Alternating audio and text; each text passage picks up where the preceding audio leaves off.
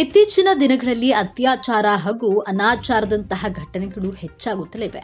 ಕಾನೂನಿನಲ್ಲಿ ಎಷ್ಟೇ ಕಠಿಣ ನಿಯಮಗಳು ಇದ್ದರೂ ಸಹ ಅಪರಾಧ ಕೃತ್ಯಗಳಿಗೆ ಮಾತ್ರ ಕೊನೆ ಇಲ್ಲ ಎಂಬಂತಾಗಿದೆ. ಇದಕ್ಕೆ ನಿರ್ದೇಶನ ಎಂಬಂತೆಯೇ ತಂದೆಯ ಹಾಗೆ ಇರಬೇಕಿದ್ದ ಕೀಚಕ ಮಾವ ತನ್ನ ಸೊಸೆಯ ಮೇಲೆ ಕಣ್ಣಾಕಿದ್ದು ಆಕೆಯನ್ನ ಹತ್ಯೆ ಮಾಡಿದ್ದಾನೆ.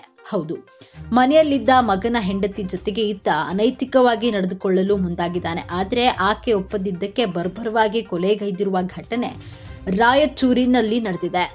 27 ವರ್ಷದ ಮಹಿಳೆಯನ್ನ ಈತ ಕೊಲೆಗೈದಿದ್ದಾನೆ. ವಿಷಯ ಏನಂದ್ರೆ, ಇದಕ್ಕೂ ಮೊದಲು ಇದೇ ರೀತಿ ಕೃತ್ಯ ಎಸಗಲು ಮುಂದಾಗಿದ್ದಂತೆ. ಆ ಸಮಯದಲ್ಲಿ ಗ್ರಾಮದ ಹಿರಿಯರು, ಕುಟುಂಬಸ್ಥರು ಆರೋಪಿ ರಾಮಲಿಂಗಯ್ಯನಿಗೆ ಸರಿಯಾಗಿ ಬುದ್ಧಿ ಕಲಿಸಿದ್ರಂತೆ. ಇಷ್ಟಾದ್ರೂ ಸರಿಯಾಗದ ಈತ ಮತ್ತೆ ಯಾರೂ ಇಲ್ಲದ ಸಮಯ ನೋಡಿ ಸೊಸೆ ಮೇಲೆ ಅತ್ಯಾಚಾರವನ್ನ ಮಾಡಲು ಮುಂದಾಗಿದ್ದಾನೆ. ಈ ವೇಳೆ ಸೊಸೆ ನಿರಾಕರಿಸಿದ್ಲು ಎಂದು ಆಕೆಗೆ ಸಲಾಕೆಯಿಂದ ತಲೆಗೆ ಹೊಡೆದು ಹತ್ಯೆ ಮಾಡಿದ್ದಾನೆ.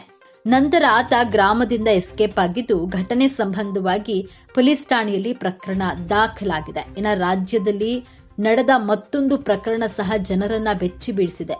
ಘಟನೆಯ ಸಂಬಂಧವಾಗಿ ಪೊಲೀಸ್ ಠಾಣೆಯಲ್ಲಿ ಪ್ರಕರಣ ದಾಖಲಾಗಿದೆ.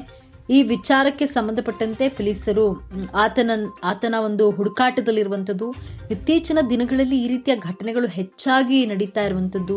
ನಿಜಕ್ಕೂ ಪ್ರಪಂಚದಲ್ಲಿ ಏನಾಗ್ತಾ ಇದೆ, ಯಾಕೆ ಈ ರೀತಿ ನಡೆದುಕೊಳ್ತಾ ಇದ್ದಾರೆ ಜನ ಅನ್ನುವಂತಹ ವಿಚಾರಗಳು ಸಾಕಷ್ಟು ತಲೆ ಕೆಡಿಸ್ಕೊಳ್ಳುವಂತೆ ಮಾಡ್ತಾ ಇರುವಂಥದ್ದು. ಇತ್ತೀಚಿನ ದಿನಗಳಲ್ಲಿ ಈ ರೀತಿಯ ಘಟನೆಗಳು ಹೆಚ್ಚಾಗ್ತಾ ಇದೆ. ಸಂಬಂಧಗಳಿಗೆ ಬೆಲೆನೇ ಇಲ್ವಾ ಅನ್ನುವಂತಹ ವಿಚಾರಗಳು ಈಗ ತಲೆಗೆ ನಿಜಕ್ಕೂ ಕೂಡ ಚರ್ಚೆಯನ್ನ ಹುಟ್ಟು ಹಾಕುವಂಥದ್ದು. ಕಾನೂನಿನಲ್ಲಿ ಎಷ್ಟೇ ರೀತಿಯ ಕಠಿಣ ಒಂದು ನಿಯಮಗಳನ್ನ ಬಂದರೂ ಕೂಡ ಅಪರಾಧ ಮಾಡುವಂತಹ ಕೃತ್ಯಗಳಿಗೆ ಮಾತ್ರ ಕೊನೆಯೇ ಇಲ್ಲ ಎಂಬಂತಾಗಿದೆ. ಇದಕ್ಕೆ ನಿರ್ದೇಶನ ನೀಡುವಂತೆ ಸಾಕಷ್ಟು ಘಟನೆಗಳಿದೆ. ತಂದೆಯ ಸ್ವರೂಪ ಅಂದ್ರೆ ತಂದೆಯ ಸಮಾನನಾಗಿರುವಂತಹ ಮಾವ ತನ್ನ ಸೊಸೆಯ ಮೇಲೆ ಕಣ್ಣು ಹಾಕಿದ್ದು ಹತ್ಯೆ ಮಾಡಿದ್ದಾನೆ.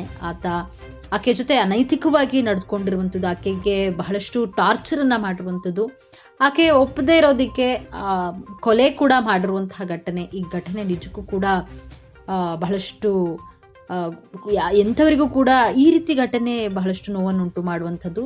ಪ್ರಪಂಚದಲ್ಲಿ ಏನಾಗ್ತಾ ಇದೆ ಅನ್ನುವಂಥ ವಿಚಾರಗಳು ಸಾಕಷ್ಟು ತಲೆಗೆ ಬರುವಂತಹ ವಿಚಾರ ಇದಾಗಿದೆ.